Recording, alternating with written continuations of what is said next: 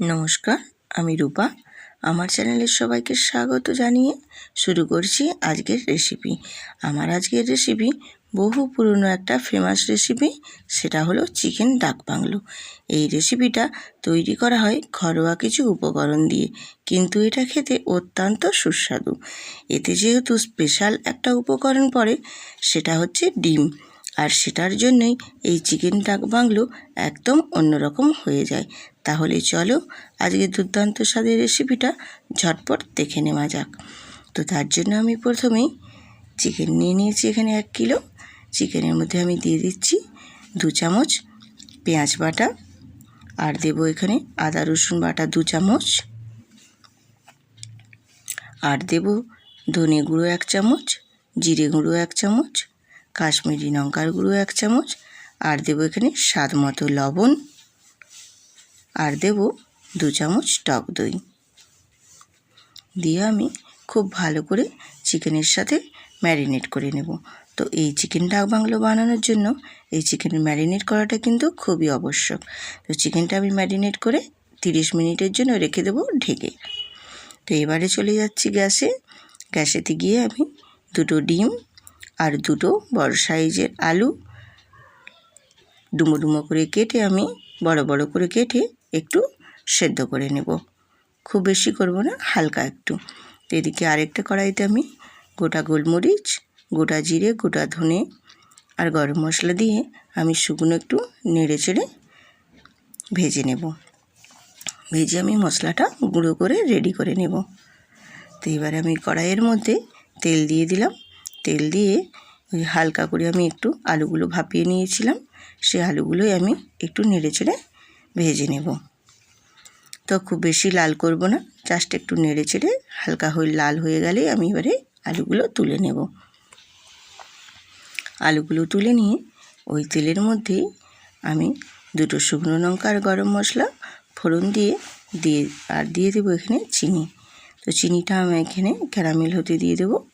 চিনিটা ক্যারামেল হয়ে আসলেই আমি ওর মধ্যে দিয়ে দেবো পেঁয়াজ বাটা আর পেঁয়াজ কুচো।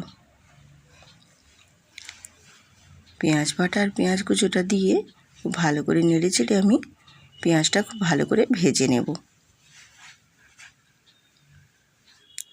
তো পেঁয়াজটা দেখো আমি নেড়ে চেড়ে ভেজে নিয়েছি। এবারে আমি ওর মধ্যে দিয়ে দেব আদা রসুন বাটার পেস্ট, আর দেব টমেটো কুচি। একটা বড় সাইজের টমেটো কুচি আমি এখানে করে দিয়েছি। দিয়ে খুব ভালো করে আমি নেড়ে চেড়ে ভেজে নেব। এবারে দিয়ে দেবো সব গুঁড়ো মশলাগুলো। দিয়ে দিচ্ছি এখানে 2 চামচ হলুদের গুঁড়ো, 1 চামচ জিরে গুঁড়ো, ধনে গুঁড়ো, আর দেবো 1 চামচ কাশ্মীরি লঙ্কার গুঁড়ো। দিয়ে খুব ভালো করে আমি মশলাটা নেড়ে চেড়ে কষিয়ে নেব। তো মশলাটা দেখো আমি খুব ভালো করে কষিয়ে নিয়েছি। এবারে আমি ওর মধ্যে দিয়ে দেব ম্যারিনেট করে রাখা সব চিকেনগুলো দিয়ে খুব ভালো করে আমি মশলার সাথে মিশিয়ে নেব। চিকেনগুলো মশলার সাথে খুব ভালো করে নেড়ে চেড়ে কষিয়ে নিতে হবে।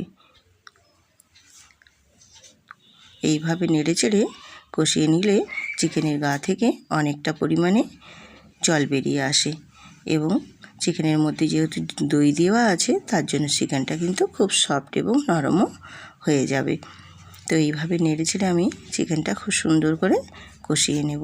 তো আমার দেখো অনেকটা পরিমাণেই জল কমে গেছে। আমি এবার এর মধ্যে দিয়ে দিচ্ছি 4টে চেরা কাঁচা লঙ্কা আর 2টো বড় সাইজের যে আলু ভেজে রেখেছিলাম সেগুলো দিয়ে আমি নেড়ে চেড়ে খুব শুকনো শুকনো করে আমি মশলাটা চিকেনের সাথে একদম শুকনো শুকনো করে কষিয়ে নেব।